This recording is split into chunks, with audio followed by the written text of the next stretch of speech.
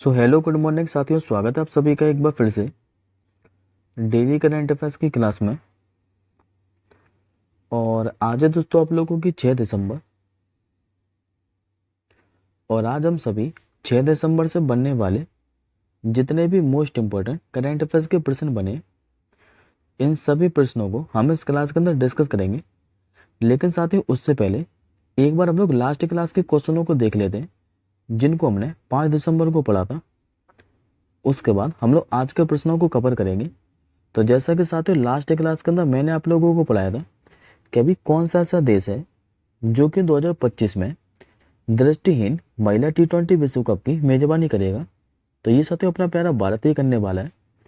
इसके बाद दूसरा क्वेश्चन पढ़ाया था कि अभी किस राज्य सरकार ने किसान कल्याण को बढ़ावा देने के लिए जो रायतु भरोसा योजना है यह भी शुरू की है। तो तेलंगाना सरकार ने बात की पहली उबर शिकारा सेवा के बारे में बताया था मैंने आपको। यह भी कहाँ पर प्रारंभ हुए, तो जम्मू कश्मीर के अंदर डल झील में। यूनेस्को ने भी किसे शीर्ष विरासत पर्यटन स्थल घोषित किया था, तो पश्चिम बंगाल को। ऑक्सफोर्ड के बारे में बताया था मैंने आपको, इसने भी 2024 का वर्ल्ड ऑफ द जो ईयर है यह भी किससे चुना है, तो ब्रेन रूट को। नेटुम्बू नंदी नंदे तवा का नाम बताया था, यह भी जो नामीबिया देश है यहाँ की पहली महिला राष्ट्रपति बनी है। बात का ऐसा कौन सा शहर है जो कि 20वीं एशियाई महिला हैंडबॉल चैंपियनशिप 2024 की मेजबानी कर रहा है, तो ये दोस्तों नई दिल्ली कर रहा है। रूस ने अभी अपने 2025 के बजट के लिए जो राष्ट्रीय रक्षा है इसके लिए कितनी राशि आवंटित की है, जो कि साथ ही खुद में अपने आप एक रिकॉर्ड बन गई है। तो ये की 126 बिलियन डॉलर की। दिसंबर 2024 में भी घोषित विंडफॉल जो टैक्स है इसको सरकार ने किस क्षेत्र से वापस ले लिया है, तो विमानन और तेल क्षेत्र से। इसके बाद 10वां क्वेश्चन पढ़ाया था कि जलीय जीवों के स्वास्थ्य को बढ़ावा देने के लिए नैनो बबल जो टेक्नोलॉजी है यह भी कहाँ पर प्रारंभ हुई है, तो दिल्ली के राष्ट्रीय प्राणी उद्यान में। और लास्ट क्वेश्चन दोस्तों आपको 11वां पढ़ाया था कि भारत का भी पहला जो वर्टिकल लिफ्ट रेल ब्रिज है ये किस राज्य में बनाया गया, तो तमिलनाडु के अंदर। आई होप साथियों आपको 5 दिसंबर के सारे के सारे करंट अफेयर्स के प्रश्न क्लियर होंगे। अब हम लोग आज के क्वेश्चनों के बढ़ते हैं। तो आज का पहला क्वेश्चन दोस्तों आप लोगों के सामने रहा और स्पोर्ट्स से संबंधित है। और इस क्वेश्चन पे आप लोग दोस्तों डबल स्टार मार्क कर लीजिए। ये क्वेश्चन आपको 100% एग्जाम में देखने को मिलेगा। आप लोगों से पूछ रहा है कि भी मेंस जो जूनियर एशिया कप है 2024 इसका जो खिताब है यह भी किसने जीता है, तो ये दोस्तों अपने प्यारे भारत ने ही जीत लिया है। आंसर हो जाएगा आपको ऑप्शन नंबर है। अब इस प्रश्न के बारे में थोड़ा ध्यान से समझिएगा। देखिए साथियों भी भारत ने कहा है कि 5वीं बार मेंस जूनियर एशिया कप का खिताब अपने नाम कर लिया है। यदि दोस्तों आप लोगों से ये पूछे कि ये जो खिताब है ये भारत ने किसको हराकर किया है, तो ये भी याद रखेंगे पाकिस्तान को हराकर। हालांकि साथ इसका जो फाइनल है ये खेला कहाँ पर गया था, तो ओमान की राजधानी मस्कट के अंदर। और इसी प्रतियोगिता में साथ जो जापान है इसने मलेशिया को हराकर तीसरा स्थान हासिल किया है। अच्छा दोस्तों ये 5वीं बार जीता है, तो इससे पहले और कब कब जीता है, तो सबसे पहले साथ टीम इंडिया ने इसे 2004 के अंदर जीता था। इसके बाद जीता था 2008 में, फिर जीता था 2015 के अंदर और लास्ट टाइम 2030 में जीता था। हालांकि कोविड-19 महामारी के कारण ये जो दोस्तों टूर्नामेंट है ये खाली 2021 में आयोजित नहीं किया गया था। अब बात करते हैं दोस्तों हम एडिशनल इन्फॉर्मेशन के बारे में। तो याद करिए दोस्तों मैंने अभी आपको रिसेंटली पढ़ा है कि अभी पहली बार वीमेंस जो T20 वर्ल्ड कप है 2024 ये किसने जीता था, तो न्यूजीलैंड ने। हराया किसको था, तो दक्षिण अफ्रीका को। जबकि दोस्तों इसका मेजबान देश कौन सा था, तो संयुक्त अरब अमीरात। हालांकि साथ ही पहले इसकी जो मेजबानी है ये बांग्लादेश के अंदर की जानी थी, लेकिन इसको बाद में संयुक्त अरब अमीरात में स्थानांतरित कर दिया गया था। अभी दोस्तों ये स्पोर्ट्स से संबंधित क्वेश्चन है, तो एक बार दोस्तों आप लोग आज के ज्ञान के अंदर और देखिए। मैं आपको स्पोर्ट्स से संबंधित और प्रश्न बताऊंगा जो कि साथियों महत्वपूर्ण है काफ़ी ज़्यादा, उनसे भी आपको एग्जाम में प्रश्न देखने को मिल सकता है। तो जैसा कि दोस्तों याद कीजिए अभी मैंने आपको सेफ अंडर 70 फुटबॉल चैंपियनशिप के बारे में बताया था। इसका जो खिताब है ये किसने जीता था, तो ये भी दोस्तों जो खिताब है ये अपने प्यारे भारत ने जीता था। और जबकि दोस्तों हराया किसको था, तो हराया था दोस्तों इसमें बांग्लादेश को। इसके बाद मैंने आपको अभी 14वीं हॉकी इंडिया सीनियर पुरुष राष्ट्रीय चैंपियनशिप के बारे में बताया 2024 वाली। इसको किसने जीता था, तो इसको दोस्तों उड़ीसा हॉकी एसोसिएशन ने जीता था और आया किसको था, तो हॉकी हरियाणा को। अभी मैंने आपको महिला एशिया हॉकी चैंपियनशिप के बारे में बताया था, इसका खिताब अभी किसने जीता था, तो ये भी दोस्तों काफ़ी ज़्यादा महत्वपूर्ण प्रश्न था, क्योंकि ये भी अपने प्यारे भारत ने ही जीता था। और जबकि हराया किसको था, तो चीन को। और इसका आयोजन कहाँ पर किया गया था, तो बिहार के राजगीर हॉकी स्टेडियम के अंदर। इसके बाद मैंने आपको डेविस कप का खिताब बताया, यह भी किसने जीता है, तो ये दोस्तों इटली ने जीता है और आया किसको था, तो न्यूजीलैंड को। अभी किस देश की महिला टेनिस टीम ने 5वीं बार जो बिली जीन किंग कप है इसका खिताब जीता है, तो ये भी दोस्तों इटली ने ही जीता है। और इसमें हराया किसने किसको है, इटली ने, तो स्लोवाकिया को। अब आज के दोस्तों हम लोग दूसरे प्रश्न की ओर बढ़ते हैं। आज का दोस्तों अब दूसरा क्वेश्चन आपका योजना से संबंधित है। आप लोगों से पूछ रहा है कि अभी किस राज्य सरकार ने किसानों के लिए जो सीड्स योजना है ये प्रारंभ करने की घोषणा की है। तो ऐसा करने वाली दोस्तों जो राज्य सरकार बनी है, ये बनी है अभी उत्तर प्रदेश सरकार। करेक्ट आंसर होगा आपको ऑप्शन नंबर डी। देखिए साथियों, जो उत्तर प्रदेश सरकार है इसने सीड्स योजना प्रारंभ करने की घोषणा कर दी है। अच्छा दोस्तों, इस योजना का उद्देश्य क्या है, तो इस योजना के तहत जो किसान है इनको दलहन और जो तिलहन फसल है इन्हीं के बीज मुफ्त दिए जाएंगे। और इसके लिए साथियों अगले 3 सालों के लिए इस योजना पर कितना खर्च आने वाला है, तो 236 करोड़ रुपए का। बात करते हैं दोस्तों पहले हम लोग उत्तर प्रदेश के बारे में, उसके बाद मैं आपको रिसेंटली शुरू की गई 3 योजना के बारे में और बताऊंगा जो कि मैंने आपको अभी रिसेंटली पढ़ाई है हाल ही में। तो पहले तो बात करते हैं हम लोग उत्तर प्रदेश के बारे में। तो उत्तर प्रदेश के साथ जो स्थापना है ये 26 जनवरी 1950 को हुई थी। मुख्यमंत्री तो आप सभी जानते हैं जो कि योगी आदित्यनाथ जी। राज्यपाल यहाँ की कौन है, तो आनंदीबेन पटेल। जिलों की संख्या पूछे तो यहाँ पर 76 जिले देखने को मिलेंगे आपको। और अभी दोस्तों मैं आपको नया जिला बताया था, 76वां बना था, जो कि हालांकि वो जो 76वां जिला दोस्तों ये टेम्परेली बना है। और उसका क्या नाम था, तो महाकुंभ क्षेत्र। मैंने लोकसभा की सीट बताई थी यहाँ पर 80 है। राज्यसभा की सीट कितनी है, तो 31। विधानसभा की यहाँ पर सीट कितनी है, तो 404। जबकि साथियों यहाँ पर विधान परिषद भी है और यहाँ पर विधान परिषद की सीट कितनी है, तो 100। अब एडिशनल इन्फॉर्मेशन में देखिए, पहले याद करिए दोस्तों, मैंने अभी आपको उत्तर प्रदेश का पहला और विश्व की 5वीं नाइट सफारी बताई है जो कि कहाँ पर बनी है, तो लखनऊ के अंदर। अब करते हैं हम लोग योजना के बारे में बात। तो याद करिए दोस्तों, मैंने अभी आपको बताया था कि अभी प्रधानमंत्री मोदी जी ने 9 दिसंबर को कहा जो बीमा सखी योजना है ये शुरू करने जा रहे हैं। तो ये साथियों हरियाणा के पानीपत से करेंगे। किस राज्य सरकार ने अभी मुफ्त रसोई जो गैस सिलेंडर योजना है जिसका नाम है दीपम 2 ये शुरू की थी, तो ये की थी दोस्तों आंध्र प्रदेश सरकार ने। और अभी मैतारी शक्ति ऋण योजना के बारे में बताया मैंने आपको, ये भी मैंने आपको दिसंबर महीने के अंदर ही पढ़ाई है। ये किस राज्य सरकार ने शुरू किया है, तो छत्तीसगढ़ सरकार ने। ये तीनों के तीनों क्वेश्चन याद रखिएगा। अब बढ़ते हैं हम लोग आज के तीसरे प्रश्न की ओर। आज का तीसरा प्रश्न दोस्तों आप लोगों के सामने रहा। आप लोगों से पूछ रहा है कि अभी किस राज्य के मंत्रिमंडल ने जो सार्वजनिक स्थान है यहाँ पर अभी गौ मांस की खपत पर प्रतिबंध लगा दिया है। तो ऐसा करने वाले साथ जो राज्य सरकार बनी है यह भी असम सरकार बनी है। सही उत्तर होगा आपको ऑप्शन नंबर सी।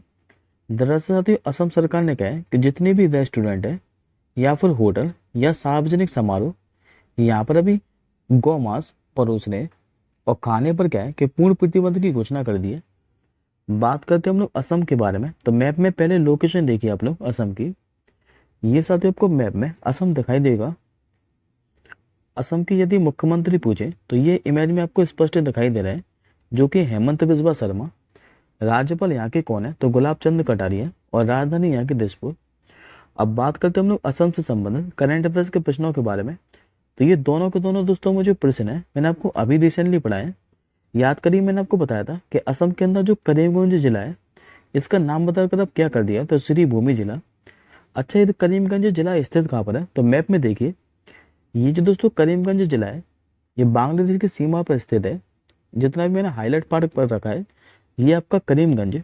और इसका जो नया नाम है ये क्या हो गया, तो श्री भूमि जिला। इसके बाद मैंने आपको अंतर्राष्ट्रीय पर्यटन मार्ग के बारे में बताया था इसका जो 12वां संस्करण है ये कहाँ पर हुआ है, तो काजीरंगा असम के अंदर। और एक क्वेश्चन दोस्तों आप लोग और याद रखेंगे एडिशनल इन्फॉर्मेशन के अंदर, क्योंकि दोस्तों ये जो क्वेश्चन है ये एसएससी के एग्जाम में पूछा जा चुका है 20 अक्टूबर 2020 को शिफ्ट थर्ड के अंदर। और ये क्वेश्चन दोस्तों आपको फिर से एग्जाम में देखने को मिलेगा। याद रखिएगा यदि आप लोगों से पूछे कि जो काजीरंगा है इसको आरक्षित वन ये कब नामित किया गया था, तो 1908 के अंदर, याद रखिएगा। अब आज का आप लोग चौथा प्रश्न देखिए। आज का चौथा क्वेश्चन आप लोगों से पूछ रहा है कि अभी महाराष्ट्र के जो नए मुख्यमंत्री है ये अभी कौन बने हैं। नाम है दोस्तों उनका देवेंद्र फडणवीस। सही आंसर होगा आपको ऑप्शन नंबर डी। देखिए साथियों ये जो आपको इमेज में दिखाई दे रहा है यही है देवेंद्र फडणवीस, जो कि अभी महाराष्ट्र के नए मुख्यमंत्री बन चुके हैं। और ये दोस्तों महाराष्ट्र के कौन से मुख्यमंत्री बने हैं, तो 18वें मुख्यमंत्री। हालांकि साथियों इससे पहले भी ये 2 बार महाराष्ट्र के मुख्यमंत्री बन चुके हैं और अब ये तीसरी बार महाराष्ट्र के मुख्यमंत्री बने हैं। यदि आप लोगों से पूछे कि देवेंद्र फडणवीस पहली बार महाराष्ट्र के मुख्यमंत्री कब बने थे, तो 2019 के अंदर। देखिए अभी दोस्तों महाराष्ट्र विधानसभा चुनाव में क्या है कि जो बीजेपी के गठबंधन है महायुति, इसने 288 विधानसभा सीटों में से यहाँ पर 228 सीटें हासिल की थी। और महायुति में देखें तो बीजेपी ने दोस्तों 132 सीटें हासिल की हैं। शिवसेना की जो शिंदे पार्टी है इसने हासिल की है 55 सीटें। जबकि जो अजित पवार की एनसीपी पार्टी है इसने कुल कितनी सीटें हासिल की हैं, तो 41 सीटें। और इन सभी सीटों को मिला लोगे तो टोटल 228 सीटें हासिल की है। और अब महाराष्ट्र के जो नए मुख्यमंत्री हैं ये देवेंद्र फडणवीस बन चुके हैं। बात करते साथ हम लोग महाराष्ट्र के बारे में, तो महाराष्ट्र का जो गठन है ये 1 मई 1960 को हुआ था। राज्यपाल यहाँ के कौन है, तो सीपी राधाकृष्णन। जिलों की संख्या पूछे तो यहाँ पर दोस्तों 36 जिले हैं। लोकसभा की सीटें कितनी है यहाँ पर, तो 48। राज्यसभा की सीट है यहाँ पर आपको 19 देखने को मिलेगी। जबकि यहाँ पर दोस्तों विधान परिषद भी है और विधान परिषद की सीट कितनी है, तो 78। अब आज के हम लोग 5वें क्वेश्चन की ओर बढ़ते हैं। आज का साथ आपको जो 5वां क्वेश्चन है ये दिवस से संबंधित क्वेश्चन है और लगातार यहाँ से साथियों आपको 2 दिवस पढ़ाऊंगा। 5वां क्वेश्चन भी आपका दिवस से संबंधित ही है और इसके आगे वाला जो 6वां क्वेश्चन है ये भी दिवस से संबंधित ही है। तो पहले आप लोग इस क्वेश्चन का आंसर बताइए कि अभी जो विश्व दिव्यांग दिवस है 2024 ये कब मनाया गया है। तो ये दोस्तों 3 दिसंबर को मनाया गया है। सही आंसर हो जाएगा आपका ऑप्शन नंबर ए। देखिए साथियों हर वर्ष क्या है कि 3 दिसंबर को दुनिया भर में जो international day of person with disability है ये मनाया जाता है। जबकि साथियों जो संयुक्त राष्ट्र महासभा है इसने 1992 को विकलांग व्यक्तियों के लिए अंतर्राष्ट्रीय दिवस की घोषणा की थी। अब बात करते हैं दोस्तों हम लोग 2024 के लिए इसकी थीम क्या है।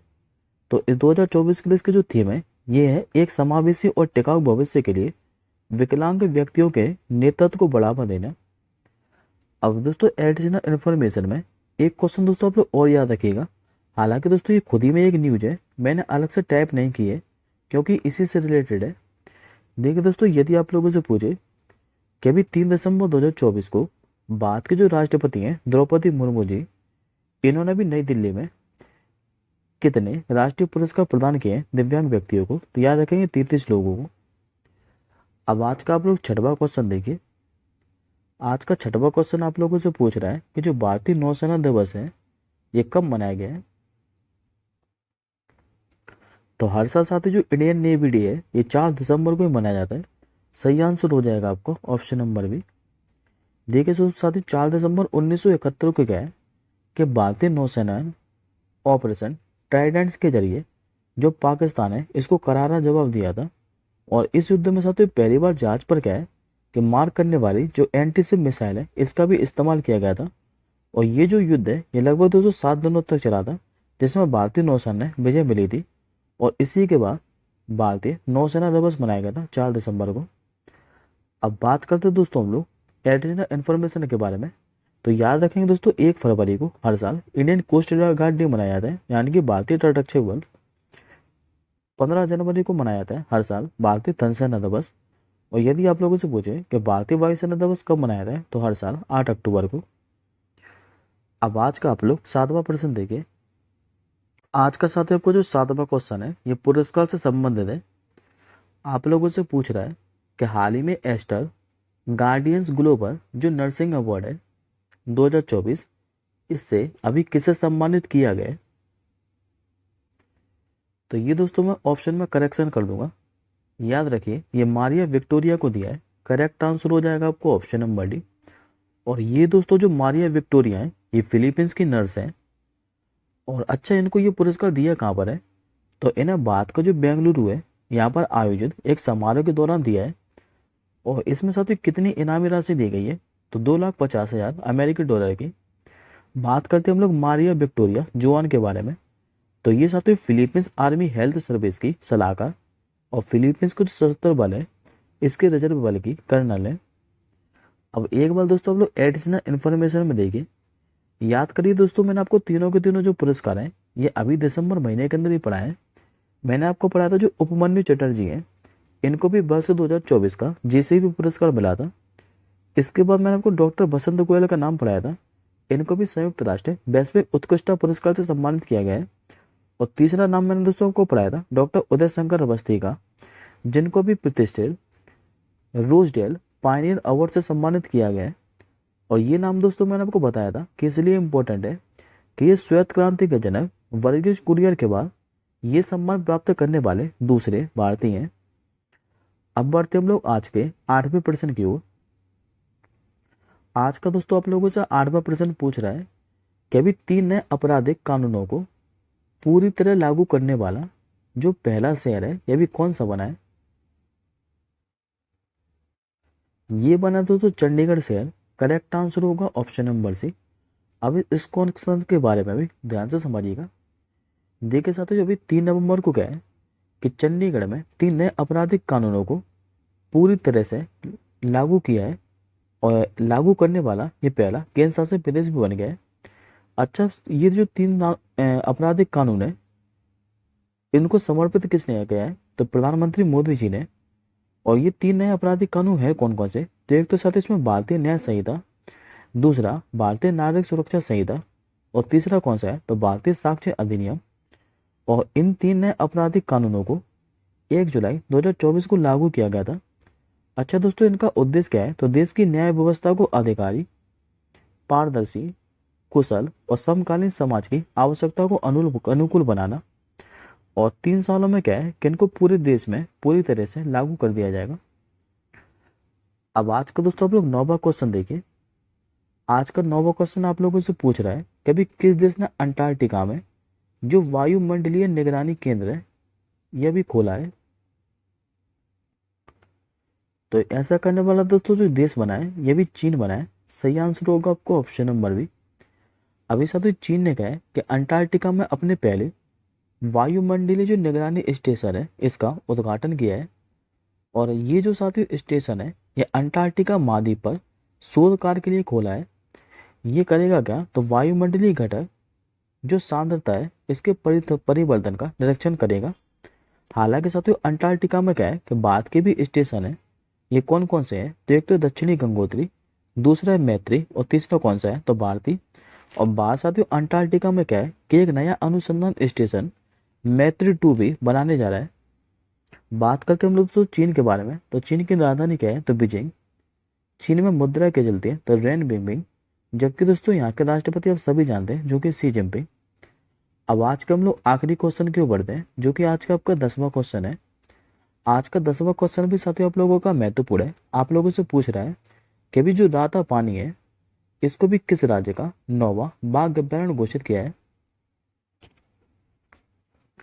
तो ये कर दिया साथियों मध्य प्रदेश का। सही आंसर हो जाएगा आपको ऑप्शन नंबर ए। अभी साथियों मध्य प्रदेश सरकार ने कहा है कि जो राता पानी अभ्यारण्य है इसको अभी 9वां टाइगर रिजर्व घोषित कर दिया है। और ये दोस्तों मध्य प्रदेश में है कहाँ पर? तो मध्य प्रदेश के रायसेन और सीहोर जिलों में। ये साथियों मध्य प्रदेश का तो 9वां टाइगर रिजर्व है ही, लेकिन ये बाद का 57वां टाइगर रिजर्व भी है।